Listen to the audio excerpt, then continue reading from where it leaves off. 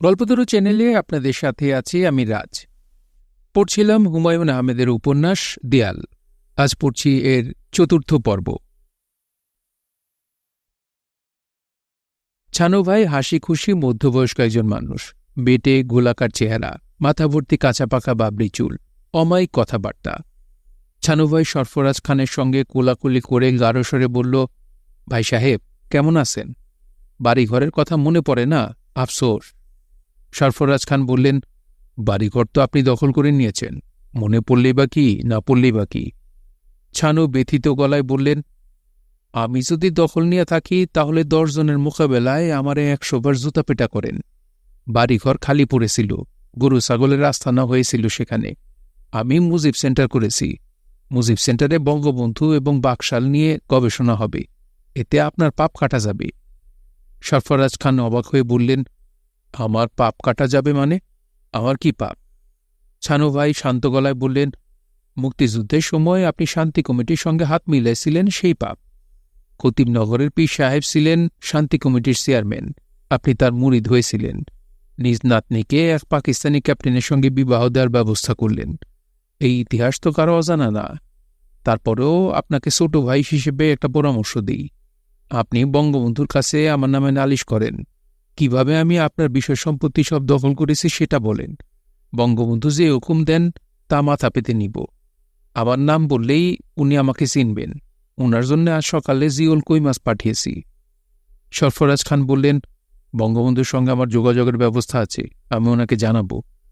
ছানু ভাই বলল, ভাই সাহেবকে একটা সত্য কথা বলি, ওনাকে জানালে কিছুই হবে না। ওনার কানে লাখ লাখ নালিশ, এত নালিশ শুনলে ওনার পুষবে না। ভাই সাহেব এখন বলেন, চা খাবেন নাকি কফি খাবেন? মুজিব সেন্টারে চা কফি দুটারই ব্যবস্থা আছে। বেলা ২:৪০। ভাদ্র মাসের কঠিন ঝাঁঝালো রোদ উঠেছে, ফ্যানের বাতাসও গরম। বঙ্গবন্ধু পাইপ হাতে তার প্রিয় আরামকেদারা এসে শোয়া মাত্র মাথার উপরের ফ্যান বন্ধ হয়ে গেল। তিনি বিরক্ত মুখে ফ্যানের দিকে তাকিয়ে চোখ বন্ধ করলেন। ভেবেছিলেন কিছুক্ষণ বিশ্রাম করবেন। শরীর ক্লান্ত, মনও ক্লান্ত। যুদ্ধবিধ্বস্ত দেশে শত সমস্যা, সবই সমাধানের দায়িত্ব তাঁর। এটা কি সম্ভব? তিনি আলাদিনের চেরাগ নিয়ে আসেননি। দেশের সব পত্রপত্রিকার ধারণা তাঁর কাছে ৪-৫টা আলাদিনের চেরাগ আছে। চেরাগগুলি তিনি রিলিফের কম্বলের নিচে লুকিয়ে রেখেছেন। এই যে কারেন্ট চলে গেল, এই নিয়ে কোনো না কোনো পত্রিকায় লেখা হবে, মুজিবের লোকদের দুর্নীতিতে ইলেকট্রিসিটির বেহাল অবস্থা। তাকে সাহায্য করার কেউ নেই। সবাই আছে খাল কাটায়। নিতান্ত ঘনিষ্ঠজনরাও এখন খাল কাটতে শুরু করেছে। খাল কাটছে আর দাঁতাল কুমির ছেড়ে দিচ্ছে। সবচেয়ে বড় খাল কাটা ধরেছে আব্দুর রব। বলতে গেলে সে ছিল তার হাতের ৫ আঙুলের ১ আঙুল। সেই আব্দুর রবের এত সাহস, পল্টনের মাঠে তার সমালোচনা করে বক্তৃতা দেয়। এই কাজ তো মাওলানা ভাসানীও এখনও করেননি। আব্দুর রব পল্টনের বক্তৃতায় প্রমাণ করার চেষ্টা করে শেখ মুজিব ব্যর্থ রাষ্ট্রনায়ক। তিনি এখন পাচাটাদের প্রধান। তার সব মমতা এখন পাচাটাদের জন্যে, দেশের মানুষের জন্যে না। আরে বেটা, তুই সেদিনের ছেলে। হা করলে এখনও তোর মুখ থেকে দুধের গন্ধ বের হয়। তুই রাষ্ট্র পরিচালনার বুঝিস কি? গলা ফাটিয়ে বক্তৃতা দিতে পারা মানেই রাষ্ট্র পরিচালনা না। তুই মনে রাখিস, এক চোপাট দিয়ে তোকে ঠিক করতে পারি। হাতি ঘোড়া গেল তল, মশা বলে কত জল। তুই তো মশারও অধম। বঙ্গবন্ধু পাইপে টান দিলেন। পাইপ নিভে গেছে। পাইপ থেকে কোনো ধোঁয়া বের হল না। নতুন করে পাইপ ধরাবার ইচ্ছেও হচ্ছে না। কয়েক মিনিটের জন্যে চোখ বন্ধ করতে পারলে হতো। গরমে তাও সম্ভব না। তিনি মাথার ওপরের ফ্যানের দিকে তাকাতেই ফ্যান ঘুরতে শুরু করল। তিনি স্বস্তির নিঃশ্বাস ফেলে চোখ বন্ধ করার সঙ্গে সঙ্গেই চোখের পাতা ভারী হয়ে গেল। হাত থেকে পাইপ মেঝেতে পড়ে গেল। ঠিক ঘুম না, গাঢ় তন্দ্রার মতো এসেছে। তন্দ্রার এই অংশ থাকে দুঃস্বপ্নে ভরা। তিনি ছটফট করছেন। চোখের সামনে এখন আজরাইলকে দেখছেন। আজরাইল দেখতে মানুষের মতো, তবে শরীর ভর্তি লাল লোম। সাইজেও ছোট, বামনদের মতো। মুখে ৪ পাটি করে দাঁত। হাসলে ভেতরের পাটির দাঁত দেখা যায়। পাকিস্তানের জেলখানায় তিনি বন্দী। তার চোখের সামনে তার জন্যে কবর খোঁড়া হচ্ছে। কবর খুঁড়ছে মিলিটারিরা। একজন জেনারেল নির্দেশ দিচ্ছেন, ডিপ ডিপ, জিয়াদা ডিপ। আজরাইল আছে জেনারেলের সঙ্গে। সে জেনারেলের প্রতিটি কথায় সায় দিচ্ছে। চার পাটি দাঁত বের করে হাসছে। এর মধ্যে একজন আবার চিৎকার করছে, ভাত চাই, ভাত দাও, কাপড় চাই, কাপড় দাও। যে চিৎকার করছে তার গলা পরিচিত, ছাত্রনেতা আব্দুর রব। এ আবার পাকিস্তানে এসেছে কবে? পাকিস্তানিদের কাছে সে ভাত চাচ্ছে কেন? পাকিস্তানিরা তাকে ভাত দেবে? বঙ্গবন্ধুর তন্দ্রা কেটে গেল। তার বাড়ির উঠানে সত্যি সত্যি ভাত কাপড় চেয়ে স্লোগান দেওয়া হচ্ছে। নেতৃত্বে আছে আব্দুর রব। বঙ্গবন্ধু মেঝে থেকে পাইপ কুড়িয়ে নিয়ে পাইপ ধরালেন। তিনি মহা বিরক্ত। তার নিজের লোকজন কোথায়? বাড়ির ভেতর ভাত কাপড়ের মিছিল হতে দেয়া যায় না। ভাবমূর্তির ব্যাপার আছে। বিদেশি সাংবাদিকদের কেউ না কেউ আছেই। বসার ঘরে নিশ্চয়ই আছেন কূটনীতিকদের কেউ। 61 জেলার গভর্নর নিয়োগ প্রায় চূড়ান্ত। এরা সারাক্ষণই তাকে ঘিরে আছে। সবার ধারণা চোখের আড়াল হলেই তারা বাদ পড়বে। গভর্নরদের বিপক্ষের লোকজনও আছে, তাদের চেষ্টা ভাঙচি দেওয়া। এর চেয়ে বড় সমস্যা দেন দরবারের লোকজন। বেশিরভাগই আসে মিলিটারির হাত থেকে আত্মীয় স্বজন ছাড় করানোর জন্যে। দুষ্কৃতিকারীদের ধরার দায়িত্ব মিলিটারিদের হাতে দেওয়া মনে হয় ভুল হয়েছে। আসল দুষ্কৃতি ধরার নাম নেই, বেছে বেছে এরা ধরছে আওয়ামী লীগের নিবেদিত কর্মীদের। সর্বহারা কেউ তো মিলিটারির হাতে ধরা পড়ছে না। সিরাজ শিকদারকে কি মিলিটারি ধরেছে? ধরেছে পুলিশ। মিলিটারি নামেই মিলিটারি, কাজে লবডঙ্কা।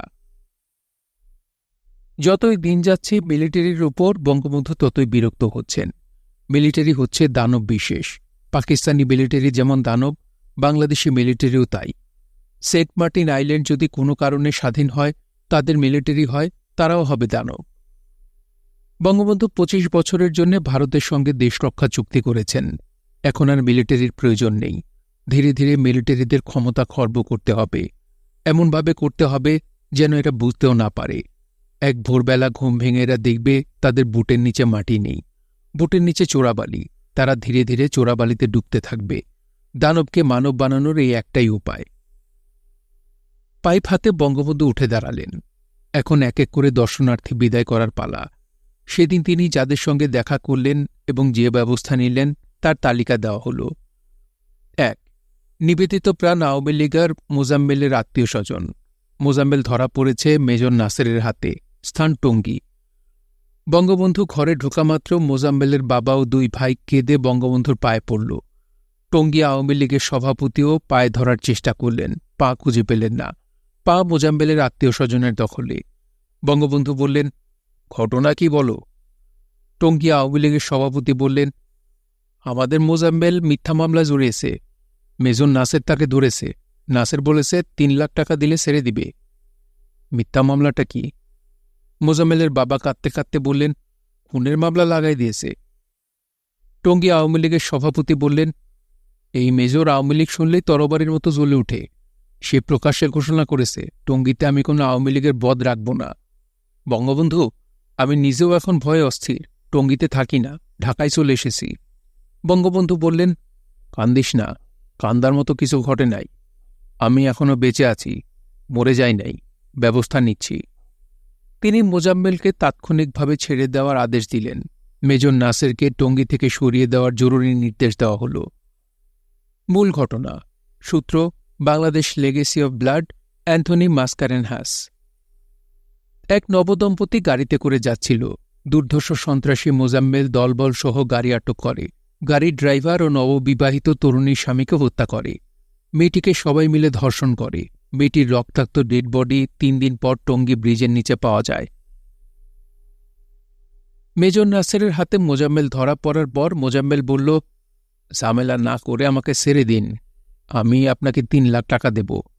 বিষয়টা সরকারি পর্যায়ে নেবেন না। স্বয়ং বঙ্গবন্ধুর নির্দেশে আমি ছাড়া পাব। আপনি পড়বেন বিপদে। আমি তুচ্ছ বিষয়ে বঙ্গবন্ধুকে জড়াতে চাই না। মেজর নাসের বললেন, এটা তুচ্ছ বিষয়? মোজাম্মেল জবাব দিল না, উদাস চোখে তাকাল। মেজর নাসের বললেন, আমি অবশ্যই তোমাকে ফাঁসিতে ঝোলাবার ব্যবস্থা করব। তোমার 3 লাখ টাকা তুমি তোমার গুহদ্বারে ঢুকিয়ে রাখো। মোজাম্মেল বলল, দেখা যাক। মোজাম্মেল ছাড়া পেয়ে মেজর নাসেরকে তার বাসায় পাকা কাঁঠাল খাওয়ার নিমন্ত্রণ করেছিল। 2. উজবেক তরুণী ডোরা রাসনা। এই অসম্ভব রূপবতী তরুণী রুবার নামের এক বাদ্যযন্ত্র নিয়ে এসেছে। সে একজন গায়িকা ও গীতিকার। সে বঙ্গবন্ধুকে নিয়ে একটি গান রচনা করেছে, গানটি শোনাতে চায়। বঙ্গবন্ধু আগ্রহ নিয়ে গান শুনলেন। গান শুনে তার চোখ অশ্রুসিক্ত হল। তিনি রুমালে চোখ মুছলেন। ডোরা রাসনা বঙ্গবন্ধুর পায়ের কাছে বসে বেশ কিছু ছবি তুলল। বঙ্গবন্ধু ডোরা রাসনাকে উপহার হিসেবে রূপার একটি নৌকা দিলেন। উজবেক তরুণীর গানের কয়েকটি চরণ। তুমি বঙ্গের বন্ধু শুধু নও, পৃথিবীর সব নিপীড়িত জনতার বন্ধুও হও। হে বন্ধু, তোমার বিশাল হৃদয়ে আমাদের স্থান দাও, যাতে আমরা দুঃখ কষ্ট ভুলে মনের আনন্দে নৃত্যগীত করতে পারি। ৩. ছানু ভাই। ছানুর বাড়ি ময়মনসিংহের সোহাগীতে। বঙ্গবন্ধুর সঙ্গে তার একবারই দেখা হয়েছিল। সে প্রায় ১০ মিনিট বঙ্গবন্ধুর পা ধরে বসেছিল। বঙ্গবন্ধু অনেক চেষ্টা করেও ছানুর হাত থেকে পা উদ্ধার করতে পারেননি। ছানু ভাইয়ের আপন লোক আবু বক্কর ৩ ঘণ্টা হল হলঘরে বসে আছে। একসময় বঙ্গবন্ধু তার দিকে তাকিয়ে বললেন, তুই কে? আমি আবু বক্কর। কুষ্টিয়ার আবু বক্কর? যে না, ময়মনসিংহের। তোর সঙ্গে আগে কি আমার দেখা হয়েছিল? যে না, তয় আমার ওস্তাদের সঙ্গে আপনার দেখা হয়েছে। ওস্তাদের নাম ছানু ভাই। সোহাগীর ছানু? যে। কেরোসিনের ২ টিন নিয়ে বসে আছিস। কেরোসিনের টিনে আছে কি? কেরোসিন? আগুন দিয়ে পুড়িয়ে মারবি? টিনে করে আপনার জন্য কই মাছ এনেছি। সাইজ কি? ১ বিঘত সাইজ। সাইজ খারাপ না। ১ বিঘত কই মাছ অনেকদিন খাই না। ছানু চায় কি আমার কাছে? কিছু চায় না। সবাই কিছু না কিছু চায়। ছানু চায় না? যে না। সে করে কি এখন? আপনারে নিয়ে আসেন, মুজিব সেন্টার করেছেন। বঙ্গবন্ধু বেশ কিছুক্ষণ ঠাঠা করে হাসলেন। হাসি থামিয়ে বললেন, ছানু বিরাট ধরিবাজ। মতলব ছাড়া সে কিছু করে না। কই মাছেও তার মতলব আছে। যা, কই মাছ ভেতরের বাড়িতে দিয়ায়। সবগুলো যেন ভাজে। আজ উপস্থিত যারা আছে সবাই ১ পিস কই মাছ খাবে। শুধু তুই খাবি না। তুই কই মাছ খাওয়া দেখতে এসেছিস। তুই শুধু দেখবি। জি আচ্ছা। রিলিফের কম্বল কি পেয়েছিস? যে না। কোটি কোটি রিলিফের কম্বল এসেছে আর তুই পাস নাই? আমার চারপাশে আছে ৪টা খাওয়ার দল। রিলিফের সব কম্বল এরাই চেটে খেয়ে ফেলেছে। তুই আর কি পাবি? যাই হোক, আমি বলে দিচ্ছি, 2টা ভালো কম্বল যেন পাস। ৪. ১৭ জন সম্ভাব্য জেলা গভর্নর। এরা সবাই ব্যক্তিগতভাবে বঙ্গবন্ধুর সঙ্গে কথা বলতে চান। এরা কেউ অন্যের সামনে মুখ খুলবেন না। বঙ্গবন্ধু তাদের কারোর সঙ্গে কথা বললেন না। তবে প্রত্যেককে কই মাছ ভাজা খেয়ে যেতে বললেন। তারা সবাই মুখ ভুতা করে ভাজা কই মাছের জন্য অপেক্ষা করতে লাগলেন। ৫. খন্দকার মুশতাক। তিনি কাঠের বাক্সে করে বঙ্গবন্ধুর জন্য বিশেষ এক উপহার নিয়ে এসেছেন। ২১ ভরি সোনায় বানানো বটগাছ। নিচে লেখা বটবৃক্ষ শেখ মুজিব। তার নিচে লেখা আগামো ছিলেন স্বর্ণকার সমিতি। মুশতাক বললেন, সবাই আপনাকে দেয় নৌকা। এরাও নৌকা বানাতে চেয়েছিল। আমি বললাম, গাধারা, বটগাছ বানা। বঙ্গবন্ধু আমাদের বটবৃক্ষ। আমরা আছি তাঁর ছায়ার নিচে। বঙ্গবন্ধু স্বর্ণের বটগাছ দেখে আনন্দ পেলেন। খন্দকার মুশতাক বললেন, বাজারে চালু গুজবটা কি শুনেছেন? কি গুজব? তাজউদ্দিনকে আপনি নাকি আবার মন্ত্রিসভার সদস্য করছেন। কি আশ্চর্য কথা! খন্দকার মুশতাক দীর্ঘশ্বাস ফেলে বললেন, এই গুজব তাজউদ্দিন নিজেই ছড়াচ্ছে, যাতে আবার ফিরে আসতে পারে। বঙ্গবন্ধু দীর্ঘ নিঃশ্বাস ফেললেন। খন্দকার মুশতাক বললেন, অন্য কারো বিষয়ে আপনার সাবধান হওয়ার প্রয়োজন নাই। তাজউদ্দিনের বিষয়ে শুধু সাবধান থাকবেন। ৬. রাধানাথ বাবু। রাধানাথ বাবুর সঙ্গে বঙ্গবন্ধু দেখা করতে চাচ্ছিলেন না, কিন্তু ইন্ডিয়ান এম্বাসি বিশেষভাবে চাচ্ছে তিনি যেন দেখা করেন। বঙ্গবন্ধু বললেন, আপনাকে কি আমি চিনি? বঙ্গবন্ধু অনেক বৃদ্ধকেই তুই করে বলেন। রাধানাথ বাবুর সৌম্য চেহারা মনে হয় বাদ সাধল। তাকে তিনি আপনি করে বললেন। রাধানাথ বললেন, আপনি আমাকে চেনেন না। আপনার সঙ্গে পরিচয় থাকার মতো যোগ্যতা আমার নেই। আপনি কে? আমার নাম রাধানাথ। আমার একটা ছাপাখানা আছে। ছাপাখানার নাম আদর্শলিপি। আমার কাছে কি? আমি একজন হস্তরেখাবিদ। আমি আপনার হাত দেখতে এসেছি। আমার হাত দেখে কি করবেন? আমার কর্ম দেখুন। সাধুর বিচার ধর্মে, পুরুষের বিচার কর্মে। রাধানাথ বললেন, জনাব, আমি আপনাকে সাবধান করতে এসেছি। আপনার সামনে মহাবিপদ। হাত না দেখেই আপনি আমার মহাবিপদ টের পেয়ে গেলেন? ভালো কথা। আপনি কি কোনোভাবে ইন্ডিয়ান এম্বাসির সঙ্গে যুক্ত? জি না জনাব, তবে ইন্ডিয়া বিশাল দেশ। এই দেশ শুধু যে এমবেসির মাধ্যমে কাজ করে তা না, তার আরও প্রক্রিয়া আছে। আপনি কি প্রক্রিয়ার সঙ্গে যুক্ত? হ্যাঁ, আপনাকে আমার সাবধান করার কথা। আমি তা করলাম। আপনার সবচেয়ে বড় ভরসা বাংলাদেশের মানুষ। আপনার মহা বিপদে তারা কিন্তু আপনাকে ত্যাগ করবে, আপনার পাশে থাকবে না।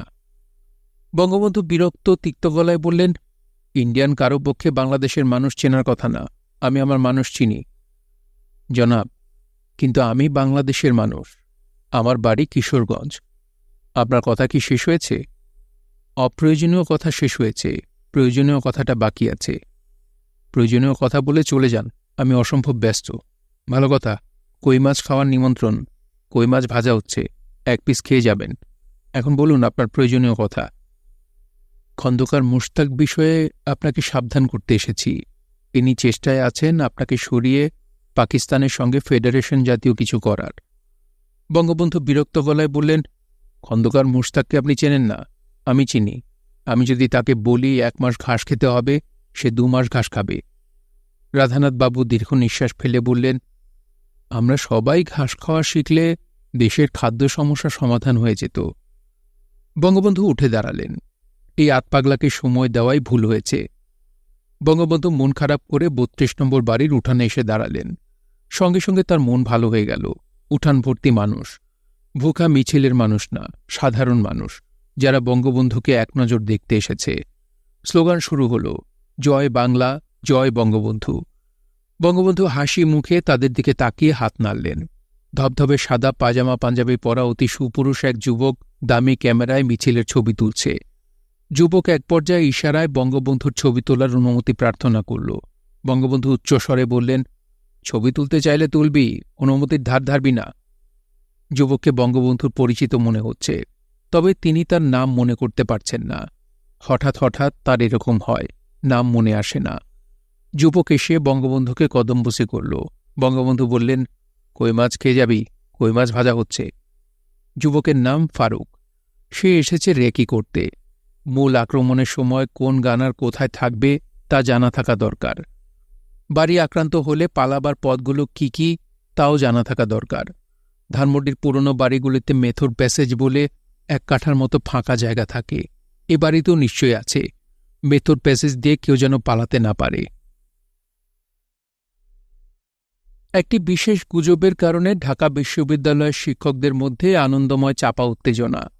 স্বাধীন বাংলাদেশে ঢাকা বিশ্ববিদ্যালয়ের প্রথম সমাবর্তন উৎসব হতে যাচ্ছে। উৎসবের প্রধান অতিথি বঙ্গবন্ধু শেখ মুজিবুর রহমান।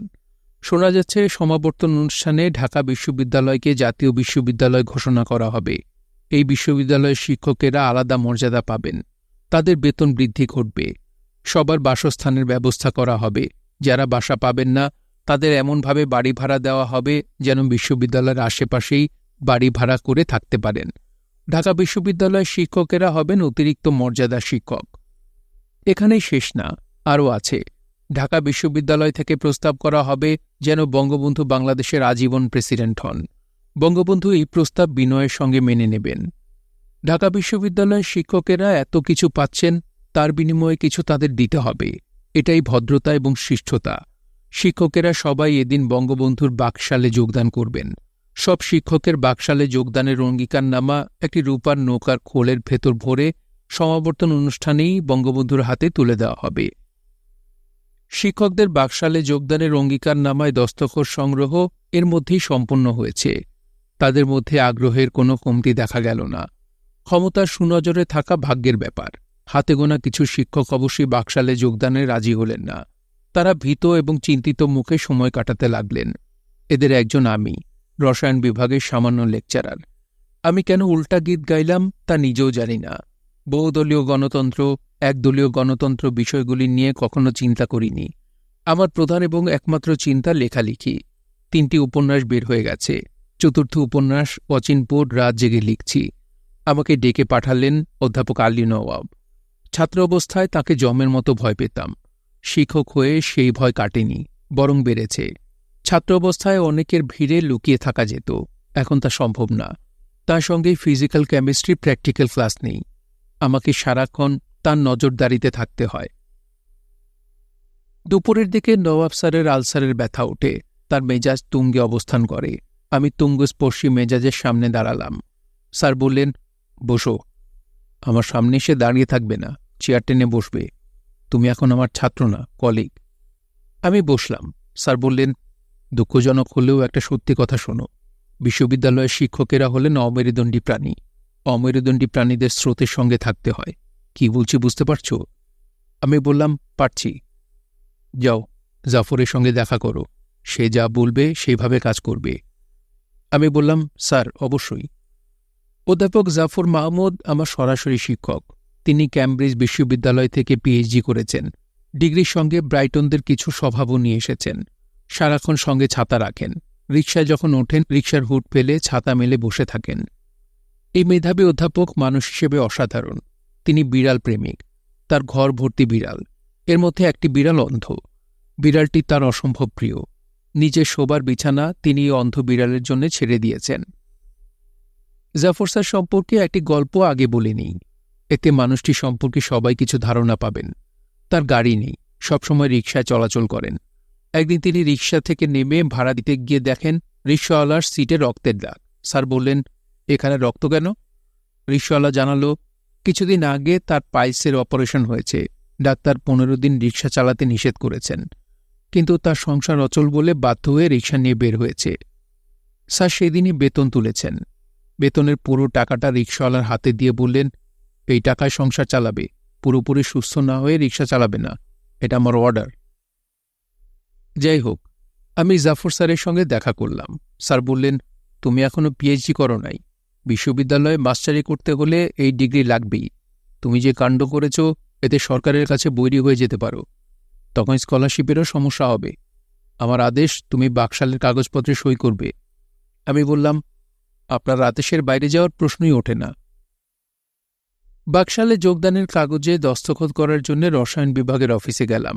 আমাকে জানানো হলো কাগজপত্র রেজিস্ট্রার অফিসে চলে গেছে।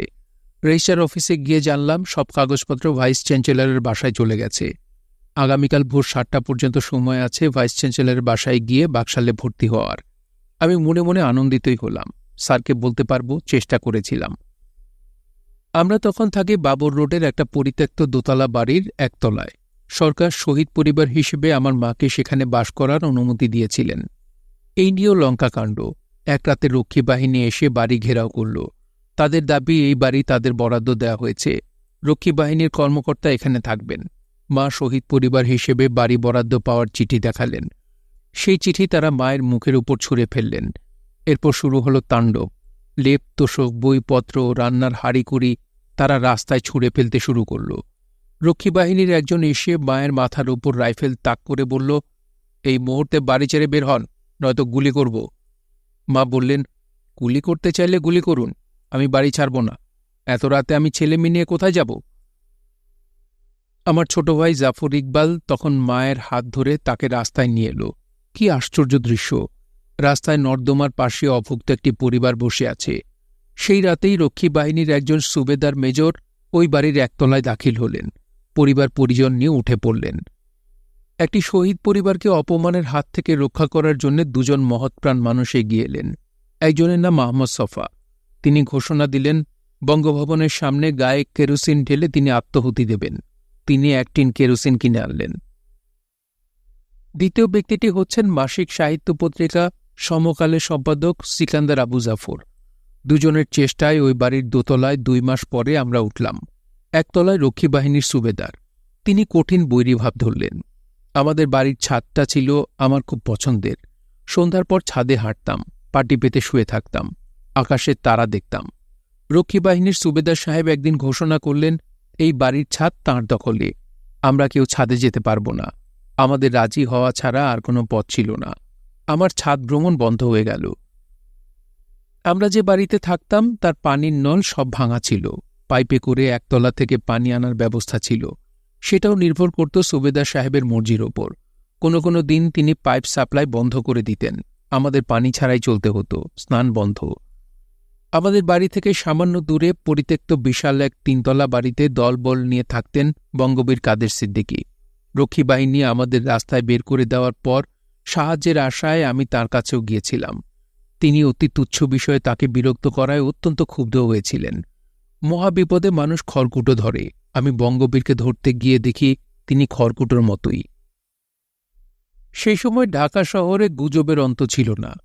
একটা প্রধান গুজব হল সরকারের নির্মূল বাহিনী কাজ করছে, সন্দেহভাজন যুবক ছেলেদের ধরে ধরে নিয়ে যায়, তারপর আর তাদের খোঁজ পাওয়া যায় না।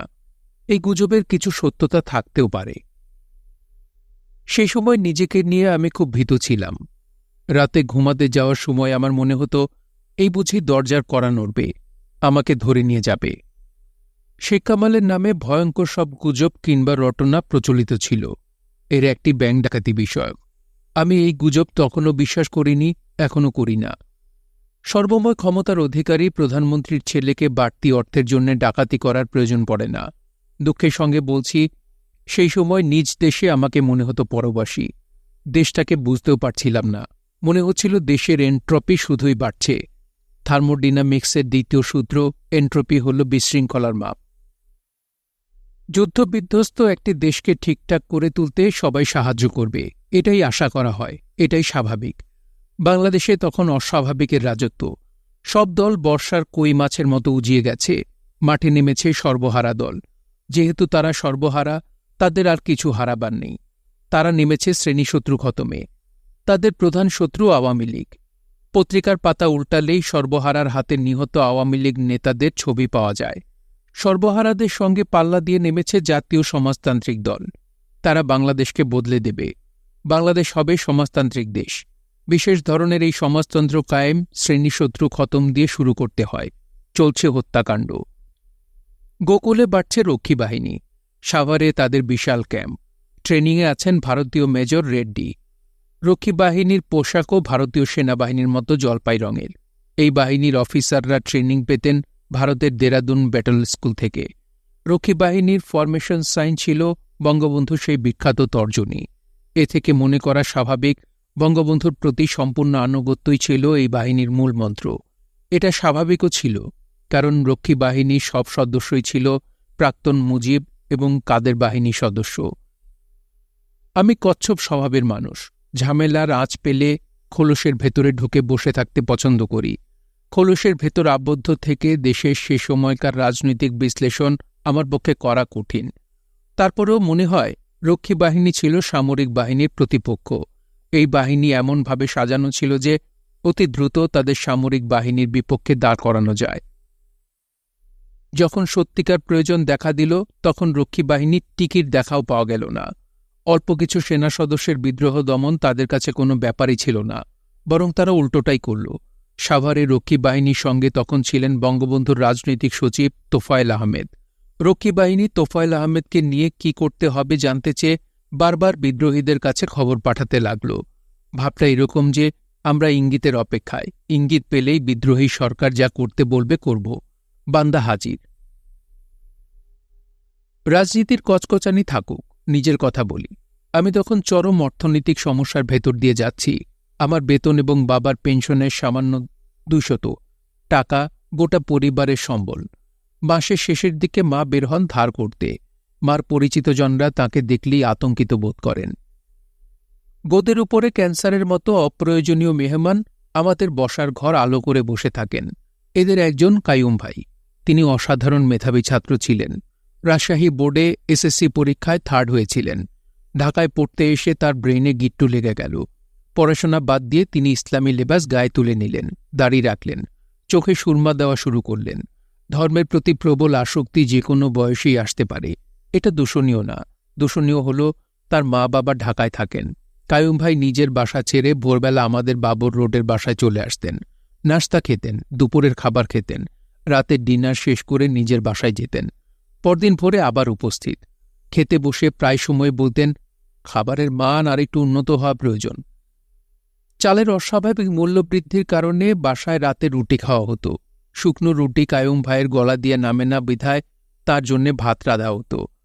দ্বিতীয় যে মেহমান ড্রয়িং রুমে মাঝে মাঝে এসে বসে থাকত, তার সঙ্গে আমি ঢাকা কলেজে পড়েছি। সুদর্শন রূপবান যুবক, সবসময় ইংরেজিতে কথা বলতে বললে কলেজে তার নাম ছিল ইংলিশম্যান।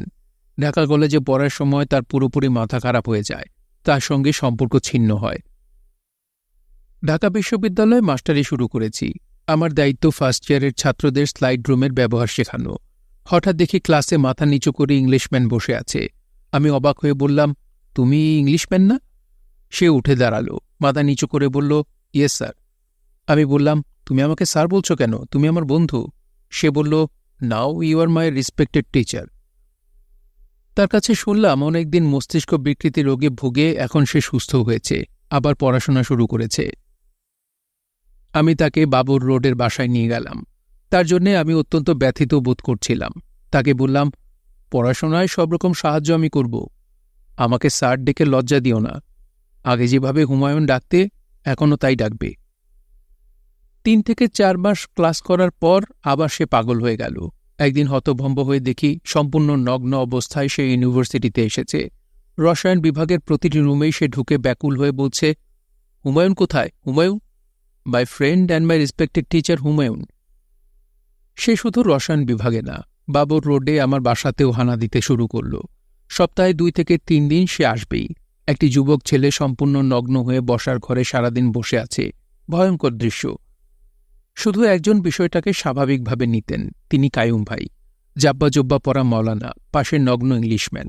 কায়ুম ভাইয়ের ভাবভঙ্গি থেকে মনে হতো বিষয়টা স্বাভাবিক। 14ই আগস্ট, বৃহস্পতিবার। ইউনিভার্সিটিতে কোনো ক্লাস ছিল না। হেঁটে হেঁটে বাবুর রোডের বাসায় এসেছি। অর্থশাস্ত্রের চেষ্টা। আমি রোগাবোগা হওয়ার কারণে বাসে ঠেলাঠেলি করে কখনো উঠতে পারি না।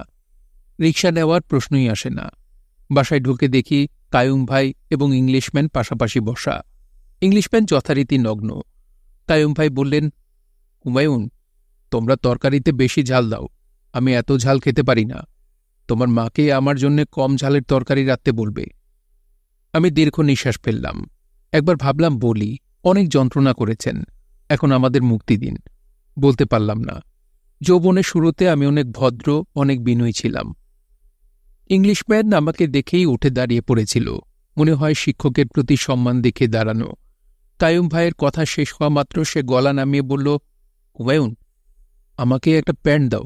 কিছুক্ষণ আগে তোমার ছোট বোন শিখু উকি দিয়েছিল, তাকে দেখার পর থেকে লজ্জা লাগছে। একটা প্যান্ট দাও, প্যান্ট পরে চলে যাব। আমার তখন 2টা মাত্র প্যান্ট, একটা দিয়ে দাও মানে সর্বনাশ। তারপরেও প্যান্ট এনে তাকে পরালাম। সে ইংরেজিতে বলল, তুমি আমার একমাত্র বন্ধু, আমার আর কেউ নেই। এই জন্যে তোমাকে একটা খবর দিতে এসেছি, গোপন খবর। কেউ জানে না, শুধু আমি জানি। পুরোপুরি পাগল হলে গোপন খবর পাওয়া যায়। খবরটা হচ্ছে, আগামীকাল থেকে রক্তের নদী, river full of fresh blood. Blood, blood and blood. কার রক্ত দিয়ে শুরু হবে তা জানতে চাও? জানতে চাইলে তোমাকে বলবো, আর কাউকে বলবো না। মাছিকেও বলা যাবে না। আমি বললাম, জানতে চাই না। পাগল প্রলাপ বলবে, তাই স্বাভাবিক। পাগলের কথার কোনো গুরুত্ব দেওয়ার প্রশ্নই ওঠে না। ইংলিশম্যান গলা নিচু করে বলল, হুমায়ুন, সাবধানে থাকবে। আচ্ছা থাকব। দরজা জানলা বন্ধ করে খাটের নিচে শুয়ে থাকবে। আমি বললাম, আচ্ছা থাকব। ইংলিশম্যান প্যান্ট পরে ঘর থেকে বের হল। আমাদের বাসা পার হওয়ার পরপর প্যান্ট খুলে ছুঁড়ে ফেলে নগ্ন হয়ে আবার হাঁটতে শুরু করল। তার পিছু নিল কয়েকটা কুকুর। তারা ঘেউ ঘেউ করছে, ইংলিশম্যানকে কামড়ানোর ভঙ্গি করছে। ইংলিশম্যান ফিরেও তাকাচ্ছে না। পাগলরা কুকুর ভয় পায় না। পাগলরা কুকুর ভয় পায় না তা জানতাম না, প্রথম জানলাম। 15 আগস্ট, শুক্রবার। মেজর ফারুকের জন্মবার। তার জন্মের পরপরই ফজরের আজান হয়েছিল। কাজে এই দিনটি তার জন্য শুভ। তার চেয়ে বড় কথা, আন্ধা হাফেজ সিগন্যাল পাঠিয়েছেন। তিনি জানিয়েছেন, মহেন্দ্রক্ষণ এসেছে, এখন ফারুক ইচ্ছা করলে তার কার্য সমাধা করতে পারে। আন্ধা হাফেজ তার মঙ্গলের জন্য একটি তাবিজও পাঠিয়েছেন। তাবিজ ফারুকের কাছে পৌঁছানো যায়নি। আল্লাপাকের একটি বিশেষ নামও তিনি ফারুককে জানিয়েছেন। সারাক্ষণ এই নাম জপলে ফারুক থাকবে বিপদমুক্ত। নামটা হল ইয়া মুয়াক্ষেরু, হে পরিবর্তনকারী। ফারুকের স্ত্রী ফরিদা কোরআন শরীফ নিয়ে জায়নামাজে বসেছেন। শুভ সংবাদ? প্রশ্নবোধক চিহ্ন। না পাওয়া পর্যন্ত তিনি কোরআন পাঠ করেই যাবেন। ফজরের আজান হচ্ছে। মেজর ফারুকের ট্যাঙ্ক বহর বের হয়েছে। হরিদাসের চুল কাটার দোকান সোবাহানবাগে। তার দোকানের একটু সামনেই ধানমন্ডি 32 নম্বর রোডের মাথা। সঙ্গত কারণেই হরিদাস তার সেলুনে সাইনবোর্ড টানিয়ে রেখেছে, শেখের বাড়ি যেই পথে, আমার সেলুন সেই পথে। সাইনবোর্ডের লেখা পথচারীদের দৃষ্টি আকর্ষণ করে, তবে হরিদাস পথচারীদের জন্য এই সাইনবোর্ড টানায়নি। তার মনে ক্ষীণ আশা, কোনো একদিন এই সাইনবোর্ড বঙ্গবন্ধু নজরে আসবে, তিনি গাড়ি থেকে নেমে এগিয়ে আসবেন, গম্ভীর গলায় বলবেন, সেলুনের সাইনবোর্ডে কী সব ছাতা মাথা লিখেছিস? নাম কি তোর? দে, আমার চুল কেটে দে, চুল কাটার পর মাথা মালিশ। বঙ্গবন্ধুর পক্ষে এ ধরনের কথা বলা মোটেই অস্বাভাবিক না, বরং স্বাভাবিক। সাধারণ মানুষের সঙ্গে তিনি এমন আচরণ করেন বলেই তার টাইটেল বঙ্গবন্ধু। হরিদাস চুল কাটার ফাঁকে ফাঁকে খদ্দের বুঝে বঙ্গবন্ধুকে নিয়ে গল্প ফাঁদে। খদ্দেররা বেশিরভাগই তার কথা বিশ্বাস করে। হরিদাস কাঁচি চালাতে চালাতে বলে, আমার কথা বিশ্বাস করবেন কিনা জানি না, যেই কেসি দিয়া আপনার চুল কাটতেছি সেই কেসি দিয়া স্বয়ং বঙ্গবন্ধুর চুল কেটেছি, তাও একবার না 3 বার। প্রথমবারের ঘটনাটা বলি। চৈত্র মাসের 11 তারিখ, সময় আনুমানিক 11টা। 15ই আগস্ট শেষ রাতে হরিদাস তার দোকানে ঘুমাচ্ছিল। হঠাৎ ঘুম ভাঙল। মর্মর শব্দ হচ্ছে, দোকান ভেঙে পড়ছে। হরিদাস ভূমিকম্প হচ্ছে ভেবে দৌড়ে দোকান থেকে বের হয়ে হতভম্ব। এটা আবার কি? আলিশান এক ট্যাঙ্ক তার দোকানের সামনে ঘুরছে। ট্যাঙ্কের ধাক্কায় তার দোকান ভেঙে পড়ে যাচ্ছে। ট্যাঙ্কের ঢাকনা খোলা, 2 জন কালো পোশাকের মানুষ দেখা যাচ্ছে। দোকান ভেঙে ফেলার জন্য কঠিন কিছু কথা হরিদাসের মাথায় এসেছিল। সে কোনো কথা বলার আগেই ট্যাঙ্কের পেছনের ধাক্কায় পুরো দোকান তার মাথায় পড়ে গেল। 15ই আগস্ট হত্যাকাণ্ডের সূচনা ঘটল হরিদাসের মৃত্যুর মধ্য দিয়ে। ঢাকা মসজিদের শহর। সব মসজিদেই ফজরের আজান হয়। শহরের দিন শুরু হয় মধুর আজানের ধ্বনিতে। আজান হচ্ছে। আজানের ধ্বনির সঙ্গে নিতান্তই বেমানান কিছু কথা বঙ্গবন্ধুকে বলছে এক মেজর। তার নাম মহিউদ্দিন। এই মেজরের হাতে স্টেনগান, শেখ মুজিবের হাতে পাইপ, তার পরনে সাদা পাঞ্জাবি এবং ধূসর চেক লুঙ্গি। শেখ মুজিব বললেন, তোমরা কি চাও? মেজর বিব্রত ভঙ্গিতে আমতামতা করতে লাগল। শেখ মুজিবের কঠিন ব্যক্তিত্বের সামনে দাঁড়িয়ে থাকা তার পক্ষে অসম্ভব হয়ে পড়েছিল। শেখ মুজিব আবার বললেন, তোমরা চাও কি? মেজর মহিউদ্দিন বলল, স্যার একটু আসুন। কোথায় আসব? মেজর আবারও আমতামতা করে বলল, স্যার একটু আসুন। শেখ মুজিব বললেন, তোমরা কি আমাকে খুন করতে চাও? পাকিস্তান সেনাবাহিনী যে কাজ করতে পারেনি সে কাজ তোমরা করবে? এই সময় স্বয়ংক্রিয় অস্ত্র হাতে ছুটে এলো মেজর নূর। শেখ মুজিব তার দিকে ফিরে তাকানোর আগেই সে ব্রাশফায়ার করল। সময় ভোর 5:40। বঙ্গপিতা মহামানব শেখ মুজিব সিঁড়িতে লুটিয়ে পড়লেন। তখনও বঙ্গবন্ধুর হাতে তার প্রিয় পাইপ। 32 নম্বরের বাড়িটিতে কিছুক্ষণের জন্য নরকের দরজা খুলে গেল। একের পর এক রক্তভেজা মানুষ মেঝেতে লুটিয়ে পড়তে লাগল। নৃশংস এই হত্যাযজ্ঞ সম্পর্কে বঙ্গবন্ধু হত্যা মামলার অন্যতম সাক্ষী রমা আদালতে যে জবানবন্দি দেন তা তুলে দেওয়া হল। বঙ্গবন্ধুর বাড়ির কাজের ছেলে আব্দুর রহমান শেখ ওরফে রমার জবানবন্দি। আমি 1969 সালে কাজের লোক হিসেবে বঙ্গবন্ধুর বাড়িতে আসি। 1975 সালের 15ই আগস্ট ভোর 5টায় বঙ্গবন্ধু নিহত হন। তখন আমি বঙ্গবন্ধুর বাড়িতে থাকতাম।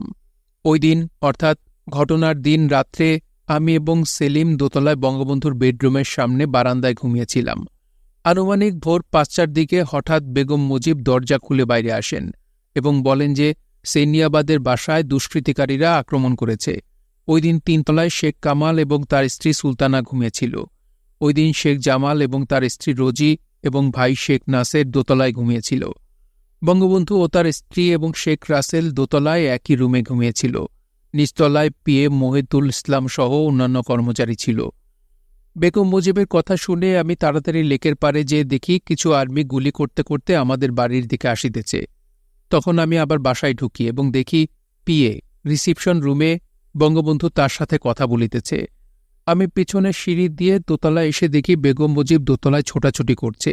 আমি সাথে সাথে 3 তলায় যাই এবং আমাদের বাসা আর্মিরা আক্রমণ করেছে বলে কামাল ভাইকে উঠাই। কামাল ভাই তাড়াতাড়ি একটা প্যান্ট ও শার্ট পরে নিচের দিকে যায়। আমি তার স্ত্রী সুলতানাকে নিয়ে দোতলায় আসি। দোতলায় গিয়ে একইভাবে আমাদের বাসা আর্মিরা আক্রমণ করেছে বলে জামাল ভাইকে উঠাই। তিনি তাড়াতাড়ি প্যান্ট শার্ট পরে তার মার রুমে যান, সাথে তার স্ত্রীও যান। এই সময়ও খুব গোলাগুলি হচ্ছিল। এক পর্যায়ে কামাল ভাইয়ের আর্তচিৎকার শুনতে পাই। একই সময় বঙ্গবন্ধু দোতলায় আসিয়া রুমে ঢুকেন এবং দরজা বন্ধ করে দেন। প্রচণ্ড গোলাগুলি একসময় বন্ধ হয়ে যায়। তারপর বঙ্গবন্ধু দরজা খুলে আবার বাইরে এলে আর্মিরা তার বেডরুমের সামনে চারপাশে তাকে ঘিরে ফেলে। আমি আর্মিদের পিছনে ছিলাম। আর্মিদের লক্ষ্য করে বঙ্গবন্ধু বলেন, তোরা কি চাস? কোথায় নিয়ে যাবি আমাকে? তারা বঙ্গবন্ধুকে তখন সিঁড়ির দিকে নিয়ে যাচ্ছিল। সিঁড়ির 2-3 ধাপ নামার পরে নিচের দিক থেকে অনেক আর্মি বঙ্গবন্ধুকে গুলি করে। গুলি খেয়ে সাথে সাথে বঙ্গবন্ধু সিঁড়িতে লুটিয়ে পড়েন। আমি তখন আর্মিদের পিছনে ছিলাম। তারা আমাকে জিজ্ঞাসা করে, তুমি কি করো, তুমি কি করো? উত্তরে আমি বললি, কাজ করি। তখন তারা আমাকে ভিতরে যেতে বলে। আমি বেগম মুজিবের রুমের বাথরুমে গিয়ে আশ্রয় নিই। সেখানে বেগম মুজিবকে বলি, বঙ্গবন্ধুকে গুলি করেছে। ওই বাথরুমে শেখ কামালের স্ত্রী সুলতানা, শেখ জামাল ও তার স্ত্রী রোজি, শেখ রাসেল, বেগম মুজিব ও বঙ্গবন্ধুর ভাই নাসের এবং আমি আশ্রয় নিই। শেখ নাসের ওই বাথরুমে আসার আগে তার হাতে গুলি লাগে। তার হাত হতে তখন রক্ত ঝরছে। বেগম মুজিব শাড়ির আঁচল ছিঁড়ে তার রক্ত মুছেন। এরপর আর্মিরা আবার দোতলায় আসে এবং দরজা পিটাতে থাকলে বেগম মুজিব দরজা খুলিতে যান এবং বলেন, মরলে সবাই একই সাথে মরব। এই বলে বেগম মুজিব দরজা খুললে আর্মিরা রুমের ভিতর ঢুকে পড়ে এবং শেখ নাসের, শেখ রাসেল, বেগম মুজিব এবং আমাকে নিচের দিকে নিয়ে আসছিল। তখন সিঁড়িতে বেগম মুজিব বঙ্গবন্ধুর লাশ দেখে বলে, আমি যাব না, আমাকে এখানেই মেরে ফেলো। এই কথার পর আর্মিরা তাকে দোতলায় তার রুমের দিকে নিয়ে যায়। একটু পরেই ওই রুমে গুলির শব্দসহ মেয়েদের আর্তচিৎকার শুনতে পাই। আর্মিরা নাসের, রাসেল ও আমাকে নিচতলায় এনে লাইনে দাঁড় করায়। সেখানে সাদা পোশাকের একজন পুলিশের লাশ দেখি। নিচে নাসেরকে লক্ষ্য করে জিজ্ঞাসা করে, তুমি কে? তিনি শেখ নাসের বলে পরিচয় দিলে তাহাকে নিচতলায় বাথরুমে নিয়ে যায়। একটু পরে গুলির শব্দ ও তার মা গো বলে আত্মচিৎকার শুনতে পাই। শেখ রাসেল মার কাছে যাব বলে তখন কান্নাকাটি করছিল এবং পিএ মহিতুল ইসলামকে ধরে বলছিল, ভাই আমাকে মারবে না তো? এমন সময় একজন আর্মি তাহাকে বলল, চলো তোমার মায়ের কাছে নিয়ে যাই। এই বলে তাহাকে দোতলায় নিয়ে যায়। একটু পরেই কয়েকটি গুলির শব্দ ও আর্তচিৎকার শুনতে পাই। লাইনে দাঁড়ানো অবস্থায় সেলিমের হাতে এবং পেটে 2টি গুলির জখম দেখলাম। এরপর দেখলাম কালো পোশাক পরিহিত আর্মিরা আমাদের বাসার সব জিনিসপত্র লুট করে নিয়ে যাচ্ছে। তখন ডিএসপি নুরুল ইসলাম এবং পিএ রিসিপশনিস্ট মহিতুল ইসলামকে আহত দেখি। এরপরে আমাদের বাসার সামনে একটা ট্যাঙ্ক আসে। ট্যাঙ্ক হতে কয়েকজন আর্মি নেমে ভিতরের আর্মিদের লক্ষ্য করে জিজ্ঞাসা করে, ভিতরে কে আছে? উত্তরে ভিতরের আর্মিরা বলে, অল আর ফিনিশড। অনুমান বেলা 12টার দিকে আমাকে ছেড়ে দিবার পর আমি প্রাণ ভয়ে আমার গ্রামের বাড়ি টুঙ্গিপাড়া চলে যাই। স্বাক্ষর আব্দুর রহমান শেখ, রমা। মন্ত্রী সেরনিয়াবত বঙ্গবন্ধুর ভগ্নিপতি এবং শেখ মনির বঙ্গবন্ধুর ভাগ্নে। বাড়িও একই সঙ্গে আক্রান্ত হল। সেখানেও রক্তগঙ্গা। শেখ মনি মারা গেলেন তার অন্তঃসত্ত্বা স্ত্রীর সঙ্গে। পিতামাতার মৃত্যুদৃশ্য শিশু তাপস দেখল খাটের নিচে বসে। এই শিশুটি তখন কি ভাবছিল?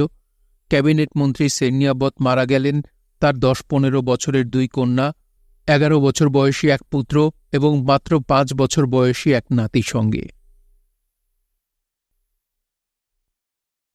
শুনছিলেন হুমায়ুন আহমেদের উপন্যাস দেয়াল। পড়ছিলাম এর 4র্থ পর্ব। উপন্যাসটি আপনাদের কাছে কেমন লাগছে তা অবশ্যই কমেন্ট করে আমাদেরকে জানাতে পারেন। ভালো লাগলে একটি লাইক করবেন, চাইলে শেয়ার করে অন্যকে শোনার সুযোগ করে দিতে পারেন। সবাই ভালো থাকবেন, সুস্থ থাকবেন এবং গল্পতরুর সঙ্গেই থাকবেন।